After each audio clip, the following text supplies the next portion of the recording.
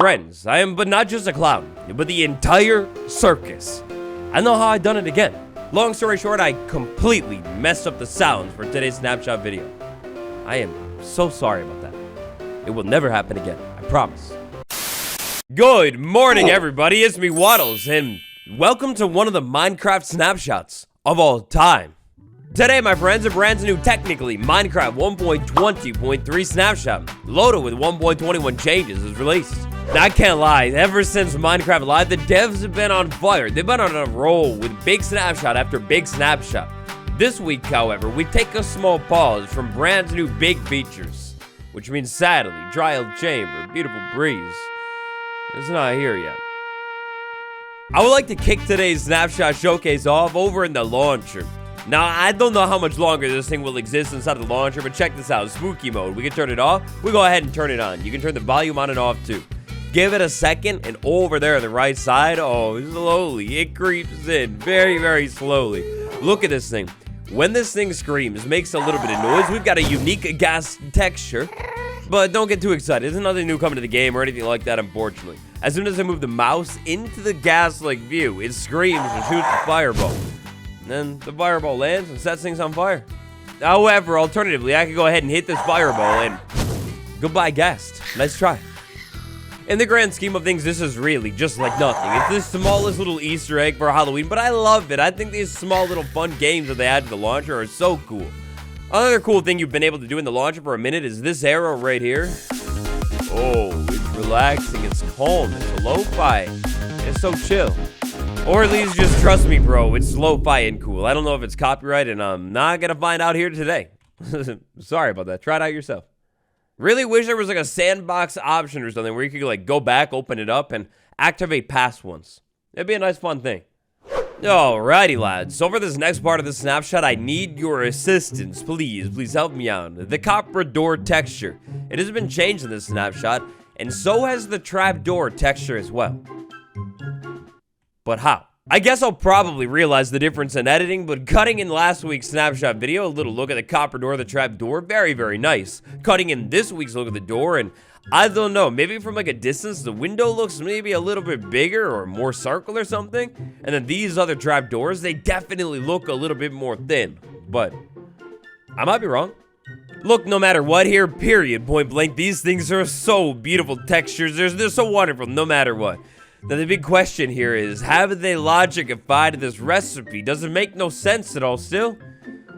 No, this is all wrong. A change, I propose. It is time for a debate. How should it work? So in survival Minecraft, with an unenchanted pickaxe, I walk up to iron and mine it every single time I get one piece of raw iron ore. If I mine copper, it's gonna work a little bit differently. Sometimes I can get a little bit more copper. Long story short, copper is a little bit easier to get in large quantities. If we start to bring enchantments into the mix here, oh boy, you can get like way more copper really, really quickly here. Even though it's easier to get copper quicker than it is iron. Even though that is the case here, does that mean really that the door should be that expensive? Like, that's actually insane. Instead, maybe the trap door and the door should be made out of ingots. Or, alternatively, and hear me out here with this one, the iron door is crafted like this normally. Maybe, just maybe, we might as well go ahead and make that the same too. The iron door should be iron blocks. Logically, I mean, look at the door after all. It should totally be built out of solid, full blocks. Yeah. That makes sense. And same with these little guys too. If copper is meant for decorational building uses and the devs actually want us to be able to afford to use these things, we might as well take a look at that trap door and door recipe, right? Now, speaking of copper, another change that I've noticed inside of this week's snapshot has to do with the stone cutter. Slide that inside of the stone cutter, and now, for sure, you can craft chiseled copper inside of this thing. When I craft it, it splits into 4. The copper grade, I can't exactly recall off the top of my head if that was there before, but if it was, I kind of think it was. Well, it's 4. Science. It's time for a little bit of science. If you're familiar with this block and how it's meant to work, it's not really meant to suffocate any mobs. If I slide over here and go ahead and flick that, yeah, I'm sorry about that, friend. I'm sorry. So how this block works, it shouldn't really matter if it's waxed or not, but it still just doesn't work. Over on Minecraft Bedrock Edition, actually, for once, it's got the working version. Check out this video if you want to see it. Moving on to the most adorable lad himself, the brand new beautiful bat. Take a look at the bat, and do you notice it? Do you see it? The bat is new yet again. The ears, specifically on the bat, they have been bumped up 1 pixel, so they like sit a little bit higher than they did last week. This is the correct texture. The texture that was actually also right from the start on Bedrock Edition. Oh boy, this is awkward. Next up, we've got a very interesting change in this week's snapshot having to do with the decorated pot and loot tables. Loot tables now function with the decorated pot. Long story short, I think this is a setup and confirms something very big for what's going to happen inside of the trial chambers, and hopefully very soon. So this is going to throw us not too far back to Minecraft Live. In Minecraft Live, when exploring the trial chambers, we can see some decorated pots in the background. Given that we're seeing decorated pots inside of the structure, it's safe to assume that decorated pots will generate inside of the structure. And to now, with this week's change inside of this week's snapshot, these things having support for loot tables, that basically confirms that whenever the trial chambers gets added to the game, these pots will be actually inside of them, and actually have loot inside of them too. Oh boy. Now, I don't know about you, but I still totally feel that if you break the pot like this, the item shouldn't really fall out of the pot. The item should stay inside of the pot. Instead, you gotta do a little bit of science and smash the pot open with like a tool or something to see if there's anything inside of it. And while we're on the topic of the trial chambers, Mosh, a Minecraft developer. This week, no chambers, but a little bit more information. The YouTube reviewers are gonna have a hard time understanding how these structures are put together. And then in response, Mosh says, yes, a good puzzle. This should be fun to play, but the meaning will be lost when you do a flyby review. They weren't meant to be viewed from the exterior. Their perception from the outside is vastly different than the inside. Good luck. Now, unfortunately, mildly tragically, there is no trial chambers inside of this week's snapshot, but oh boy, even just like a little bit more information in this whole decorated pot confirmation thing, that gets me even more excited for this structure. I can't wait to see it. Bricks, ah boy. In last week's snapshot, we got a little fully bricked up here and took a look at the new lineup of bricks ever since this brand new most beautiful one was added to the game. In this week's snapshot, I don't know if you can notice it, but builders will notice right off the bat. The texture has been changed. It's flipped. So here, check this out. I had an intuition that this change would be coming in the snapshot, so this image that you're seeing bounce around on screen, it was the last snapshot. 23W43B. Hey, oh yeah, that's right. Last week, for the first time in like a really, really long time, we actually got 2 snapshots. I made a short on the snapshot, like basically talking about everything that was in it on the day that it released, but long story short though, lads, it was a total of 2 Realms bug fixes. Anyways, old texture of the bricks and voila, brand new texture of the bricks. So what the devs have done here with this brick is taken the old version that was flipped upside down and basically flipped it right side around. Now, I gotta be honest, I don't know. I feel like it should still be upside down. Does every single brick block need to be the exact same after all? Like, yeah, I don't know. No matter what, though, that old version, it was like 1 pixel off. Even if these bricks were upside down, theoretically, like we had the cut up top instead and the solid brick on the bottom, the texture would have needed to have been flipped so they would like line up at least seamlessly with these ones, but, I don't know. Now we have a total of 1, 2, 3, 4 textures that are like basically exactly the same. Hey, wait, maybe 5 textures that are exactly the same.